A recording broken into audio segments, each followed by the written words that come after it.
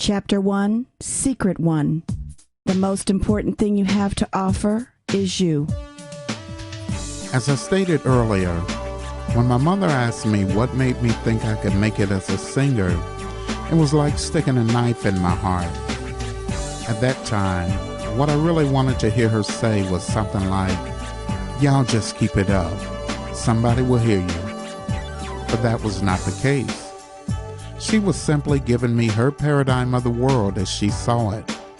And to her, the world was hard, bitter, and full of obstacles for people of color. In her mind, the best thing for me would have been to focus my energy on finding a good job down at the local Chevrolet plant, or everybody's favorite, the post office. In retrospect, what she was really asking me was this: what makes you any different from everybody else who can sing just as well, or perhaps even better than you?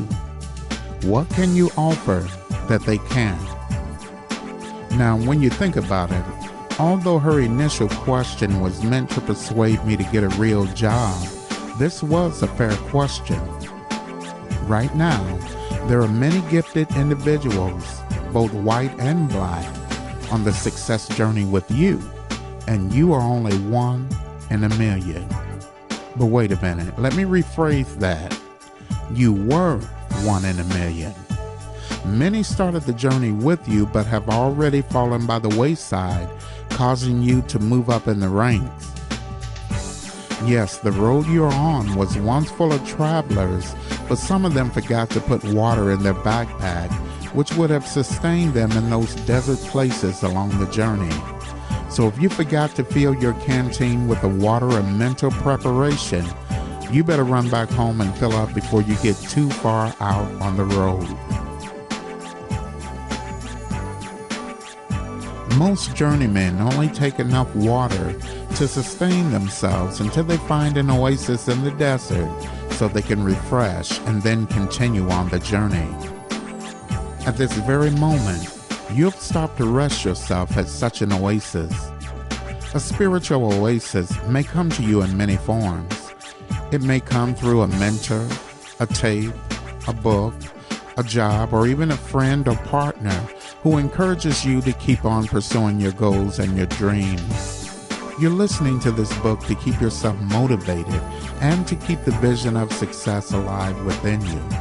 Perhaps some of you just need a little confirmation that you have what it takes to continue on the journey.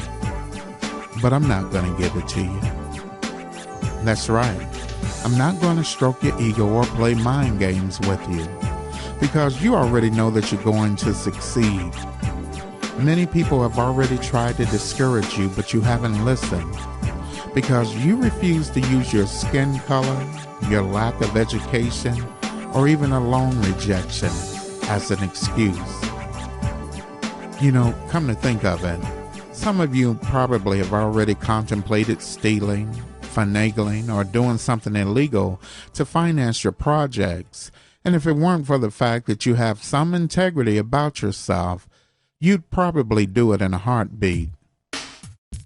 You already know what sets you apart from other men, and you already know what you have to offer. But in case you didn't know it, the most important thing you can offer the world is you. I believe you already know this. I don't believe you would have made it this far if you didn't believe in yourself. Now, there's nothing wrong with getting feedback and encouragement from other people, but when you begin to rely on other people's opinion and advice about what you're doing, your source of motivation will quickly become external instead of coming from your own source of internal power.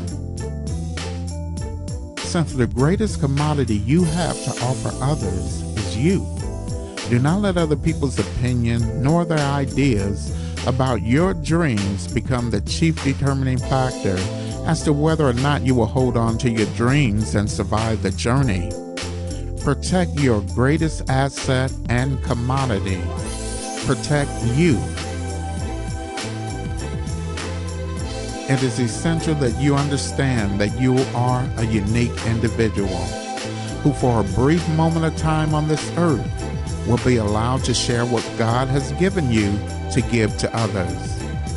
Once you are gone, the world will lose the opportunity of enjoying your presence, although your ideas and your accomplishments will go on.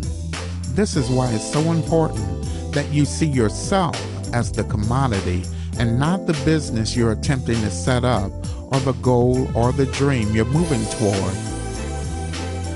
In addition, the drive and the motivation you now have, even your talents, your gifts, and all your abilities are not by accident.